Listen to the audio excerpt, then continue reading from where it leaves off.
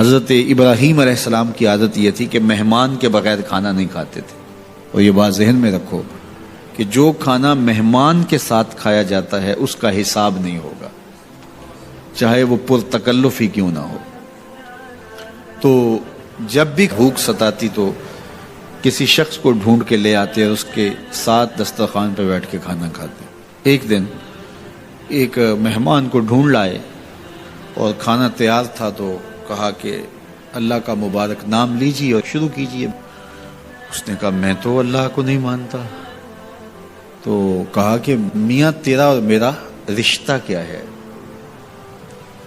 میں تجھے اللہ کے نام پہ ہی تو کھلا رہا ہوں کہ تو اس کا بندہ ہے، اور اگر تو اس کا نام ہی گوارا نہیں کرتا تو پھر کیا باقی بچا؟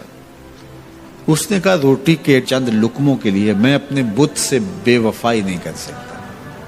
میں بتوں کا پجاری ہوں اور مجھے بھوک بھی لگی ہے، لیکن میں اپنے بتوں سے بے وفائی نہیں کر سکتا. تو حضرت ابراہیم نے فرمایا تو اتنا غیرت مند ہے، اپنے بتوں کے ساتھ تیری یہ وفا ہے، تو سن پھر میں بھی اللہ کے نام کے علاوہ تجھے ایک لقمہ نہیں دے سکتا. اس نے کہا کوئی بات نہیں، اٹھ کے چلا گیا. وہ چلا گیا تو جبریل آ گئے، رب کا سندیسہ دیا، ابراہیم تو نے میرا بندہ ناراض کر دیا. یا اللہ وہ تیرا بندہ تھا، تیرا نام لینا گوارا نہیں تھا. کہا ابراہیم اس کی عمر کتنی ہوگی؟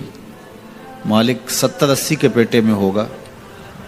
تو کہا اتنا عرصہ ہو گیا نا کہ میں اس کو دے رہا ہوں، تم ایک دن نہیں کھلا سکے. اب ابراہیم علیہ السلام ان کو ڈھونڈ رہا، وہ پہاڑ چڑھ رہا تھا تو آواز دی او میاں آ جاؤ کھانا ٹھنڈا ہو رہا ہے. اس نے کہا آ جاؤں گا لیکن تمہارے رب کا نام نہیں لوں گا. کہا نہ لینا، آ جاؤ. آیا دسترخوان پہ بیٹھا، کھانا شروع ہوا تو کہنے لگا کہ پہلے تو بڑے غصے میں تھے، جلال میں تھے کہ رب کا نام نہیں لوگے تو کھانا نہیں دوں گا، ایک دم تبدیلی کیسے آ گئی؟ کہا اسی رب کا سندیسہ آیا ہے کہ مجھے بھی تو اتنا عرصہ ہوا کہ دے رہا ہوں، تم ایک دن نہیں دے سکے. تو اس نے کہا تیرا رب اتنا مہربان ہے تو مجھے بھی اس اپنے رب کا غلام بنا لے. تو جو اسے مانتا ہے اسے بھی دیتا ہے، جو نہیں مانتا تو یہ نہیں دھوکہ کھانا چاہیے کہ فلاں کے پاس رزق کتنا ہے اس لیے وہ اللہ کا مقبول ہے، فلاں تخت حکومت میں بیٹھا ہے اللہ کا مقبول ہے. یہ کوئی دلیل نہیں ہے.